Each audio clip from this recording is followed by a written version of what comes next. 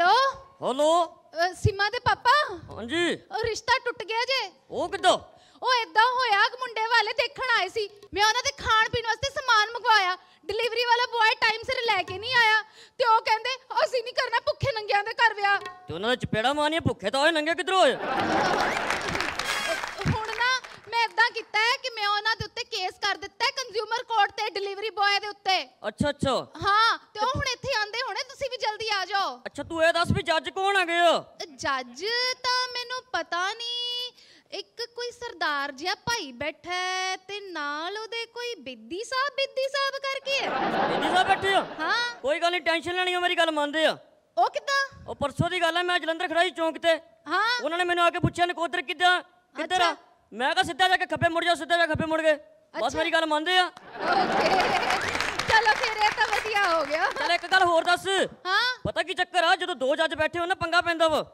ਤੂੰ ਇਹ ਦੱਸ ਵੀ ਦੂਸਰਾ ਜੱਜ ਕੌਣ ਹੈਗਾ? ਦੇਖਦੀ ਆ ਜੀ, ਮੈਂ ਕਿਸੇ ਨੂੰ ਗੱਲਾਂ ਕਰਦੇ ਸੁਣਿਆ ਸੀ, ਕਹਿੰਦੇ ਘੁੱਗੀ ਹੈ ਕੋਈ। ਘੁੱਗੀ? ਹਾਂ ਚਲ ਏਦਾਂ ਕਰ, ਉਹਦੇ ਮਾਰੇ ਜਾ ਕੇ ਹੁਰ ਕਰਦੇ ਉਹਨੇ ਉੱਡ ਜਾਣਾ।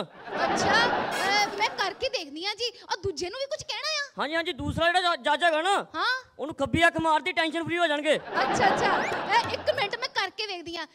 ਹੁਰ ਉਹ ਨਹੀਂ ਉੜਦੇ ਪਏ। ਨਹੀਂ ਉੜਦੇ ਨਾ। ਚੱਲ ਬੈਠੇ ਰਹਿੰਦੇ, ਥੱਕੇ ਹੋਣੇ, ਟਾਈਮ ਕਾਫੀ ਹੋ ਗਿਆ। ਅੱਛਾ ਮੈਂ ਨਾ ਅੱਖ ਵੀ ਮਾਰ ਕੇ ਵੇਖ ਲੈਣੀ ਆ, ਸ਼ਾਇਦ ਕੁਝ ਬਣ ਜੇ। ਮਾਰੀ ਅੱਖ, ਕੁਝ ਬੜੀ ਲੱਗਦੀ ਹੈ ਕੱਲ।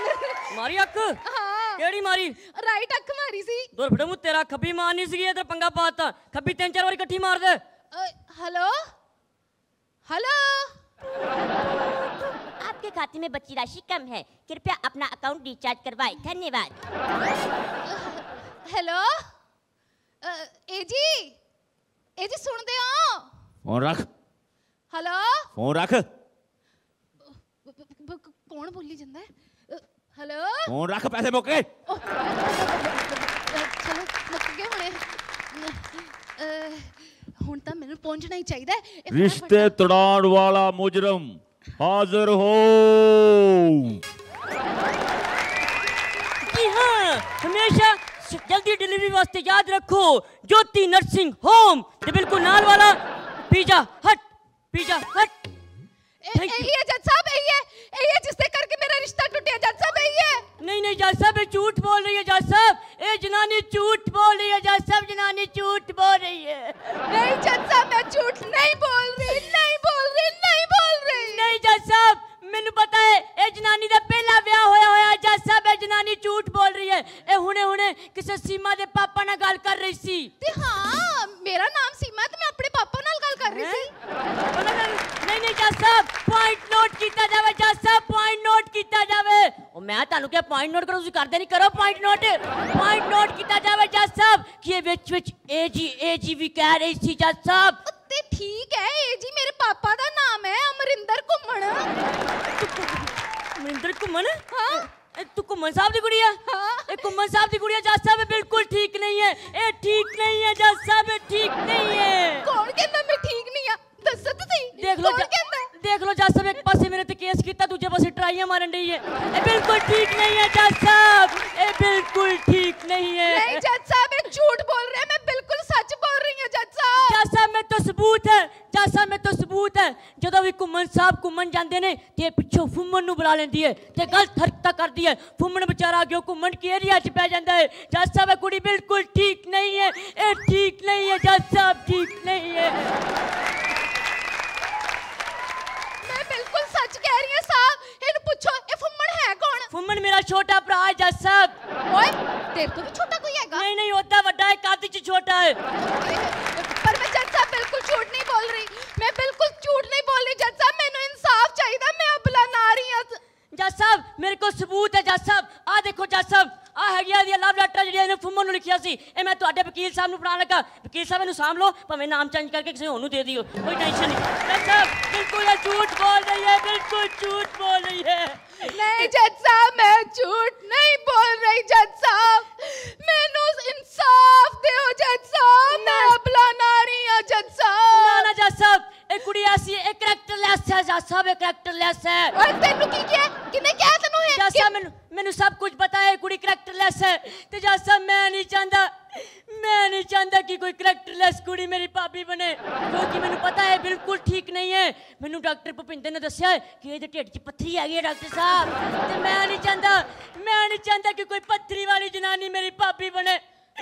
पत्थरी वाली जनानी मेरी भाभी बने तो साढ़े टमाटर खाने बंद हो जाए जज साहब। जे साढ़े टमाटर खाने बंद हो गए तो साढ़े घर का गुजारा किवें चलेगा जज साहब, किवें चलेगा जज साहब, किवें चलेगा? जज साहब मैनू पूछो टमाटर ना खाण दा घर दा गुजारा चलण नाल की वास्ता है जज साहब? वास्ता है जज साहब, वास्ता है। वास्ता यह है कि मेरा डैडी टमाटर दी रेहड़ी लांदे है जज साहब, मेरा डैडी टमाटर दी रेहड़ी लांदे है जज साहब। जे असी टमाटर ना खाते तो लोकी भी नहीं खाणगे, लोकी कहणगे ना टमाटर खराब है। जे टमाटर खराब होणगे तो साडे घर दा गुजारा किवें चलेगा जज साहब? नहीं जज साहब मैनू इंसाफ चाहिए। इन्हें भी यही कहना सी कि इन्हू इंसाफ चाहिए, पर मैनू इहदे तो पहला इंसाफ चाहिए जज साहब। नहीं नहीं जज साहब, तुसी दो बार ऑर्डर को अग्गों मैं बोलदा कहो, एक बार और को। एक मिनट रोको, अगे मैं वो चंगा जिन्हें जज काम ते लाता यार दस कौन बोल? नहीं जज साहब मैनू बोलन दिता जाए जज साहब, मैनू इंसाफ दी लोड़ है। इन्हू पूछो ए टाइम सिर मेरे घर डिलीवरी लेके क्यों नहीं आया? ਇਹਦੇ करके मेरा रिश्ता टुट गया जज साहब। लड़के वाले ने जांदे होए सिर्फ इको गल कही, हसी ना भुखे नंगिया दे घर रिश्ता नहीं करना जज साहब। गलती इन्हां दी है जज साहब, मेरी इच कोई गलती नहीं। जे मैं सामान लेके नहीं आया ते इन्हां नूं ते घट्टो घट कपड़े पा के रखने चाहिए है ना जज साहब। जज साहब मैं कहना मैं इन्हां ते केस करदा जज जज साहब ये ਤੁਹਾਨੂੰ ਗੱਲਾਂ ਨਾਲ ਵਲਗਰਾ ਰਿਹਾ ਸੀ जज साहब, ਇਹਦੀ ਚੁੱਪੀ ਇਹਨੂੰ ਚੁੱਪ ਕਰਾਇਆ ਜਾਏ। नहीं नहीं जज साहब इनू चुप कराया जाए, क्योंकि मेरे को अगे सबूत है जज साहब। जब मैं पिज़्ज़ा लैके इन्हां दे घर पहुंचा तो मैं 3-4 बार दरवाजा खड़कांदा रहा पर किसी ने दरवाजा ना खोलिया जज साहब। जज साहब इन्हें पूछो इन्हें बेल क्यों नहीं बजाई जज साहब? बेल क्यों नहीं बजाई जज साहब? मैं ते मानहानि दा दावा करदा जज साहब, मानहानि दा। 6 फुट उच्ची इन्होंने बेल लवाई, मैं किज बजा दूं जज साहब?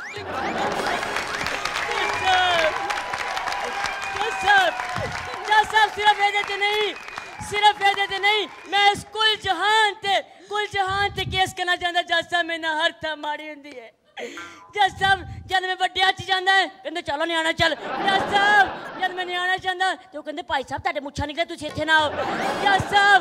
जब मैं अपने घर के बाथरूम च जांदा तो उत्थे भी जलील हो जांदा, क्योंकि घरदियां ने कुंडी भी उच्ची लवाई है जज साहब।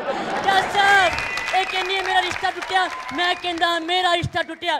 ਕੁੜੀ ਵਾਲੇ ਮੈਨੂੰ ਵੇਖਣ ਆਏ ਤੇ ਮੈਂ ਵਿੱਚ ਆ ਕੇ ਬਹਿ ਗਿਆ, ਕਹਿੰਦੇ ਚਲੋ ਨਿਆਣਾ ਇੱਥੇ ਕੋਈ ਕੰਮ ਨਹੀਂ ਚੱਲ ਜਾਏਗਾ ਜੱਜ ਸਾਹਿਬ। ਮੈਂ ਕੇਸ ਕਰਨਾ ਚਾਹੁੰਦਾ ਇਹਨਾਂ ਦੋਵਾਂ ਜ਼ਾਲਮ ਵਕੀਲਾਂ ਤੇ, क्योंकि ਇਹਨਾਂ ਨੂੰ ਪਤਾ ਹੈ कि मेरी आइटम खत्म हो गई है, पर फिर भी नहीं आ रहे।